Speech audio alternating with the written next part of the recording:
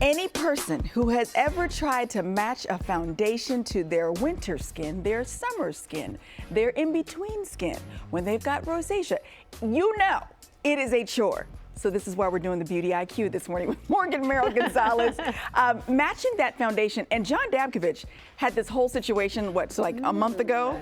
For help. Yes, we were trying to match his foundation. And the hard thing is, if you're not in the store, right, it takes it even a further notch of difficulty. Yes. It's a lot. It's Morgan. a lot. It's a lot. I will tell you, John, how to do that when you're not in store. Yes. Really quickly. But when you're in store and you are able to have the products, there's testers, and even drugstores are getting pretty good about it. They are, yeah. But the way to do it in store, if you have access to testers, is I always recommend to swipe it from your basically the middle of your face, your jawline area, all the way down your neck, because you do not want a floating neck. And our neck is... I'm sorry, you don't want a what? A floating neck, right? You don't want to look like a bobblehead. Yeah. So the neck also is not going to get as much sun as the rest of our face. So essentially, it's not going to be the same. However, we can warm up the face with our blush, our bronzer. Yeah. So I always say to go a little bit lighter with your foundation, because then you can warm up everything else. Now then we can get into if you're cool, neutral, or warm, which is gonna be not the shade, but the tone of the foundation. And the best way to do that is to actually look at your wrists and see what color your veins are. Okay, so now if you are warm, what are you looking for? You're looking for green. Okay. If you are neutral, it's both. Or Okay. what I tell people is you can't really tell. Ah, okay. That's a cheat sheet. Okay. And then blue is more cool. Okay. So that's can't going to even look a tell little which bit more bluer in tint. I know. So I think that's... yes.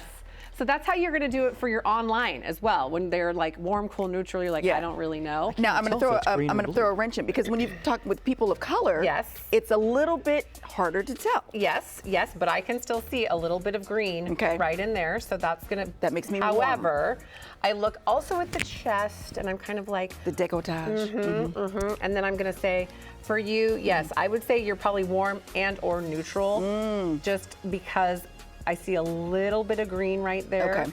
But then looking at you also with the trained eye, Yeah. I can tell you're probably going to be a little bit of both. Yeah.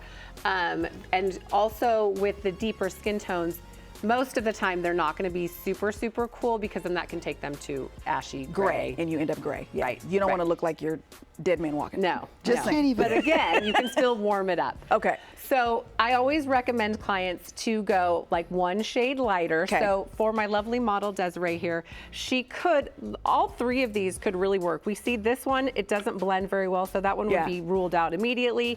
This one blends pretty nicely, but a little lighter. So to your point, Courtney, this could be her winter sprinter here in Sacramento. Sprinter.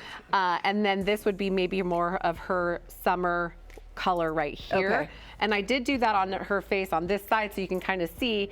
And then again, we can still warm it up, give it some life with those with the blush, the bronzer, the contour, all of that. So. Now, do you use those same techniques for whether you're using powder or liquid, stick, all that? All of that. Yes. And to figure out which of those you like, that's a whole nother conversation. I say powder is more for your oilier skin types.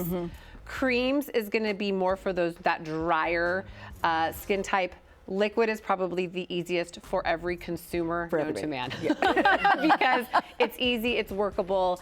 Then you can also set it with powder for the oily in the T-zone, that kind of thing. So liquid is going to be the most user-friendly, if you will. Before I let you go, Sarah Moore is coming up in May. Yes, so Sarah Moore is a new concept. We are doing spa and wellness pop-ups throughout Sacramento, and our first one is going to be May 9th at Sanctuary Sacramento, and it's going to be a half-day activation from 10 to 4:30, and it's going to include guided meditation, yoga, sound baths, massage, Reiki, facials, all under one roof. Nice. And it's going to be at a beautiful location.